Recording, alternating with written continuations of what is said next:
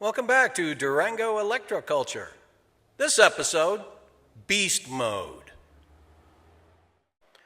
Why make one when you know you're gonna have another?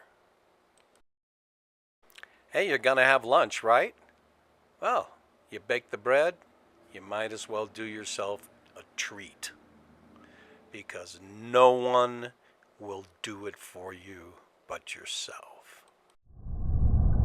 And gardening is the same thing. You have to plant the seeds, water them, take care of your little babies. Because you can never rely on anyone else. And when you can go from this to this in less than 3 weeks, that is beast mode. And this is what I'm talking about. And then you see the sky, the ocean,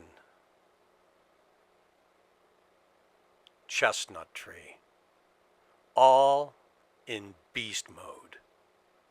They don't rely on anything or anybody. And everything is against them. It's nature.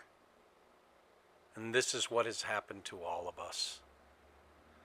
And what you really need to do is you need to find it deep inside you. And you need to teach your children how to deal with trespassers. Or your sister, how to deal with vampires.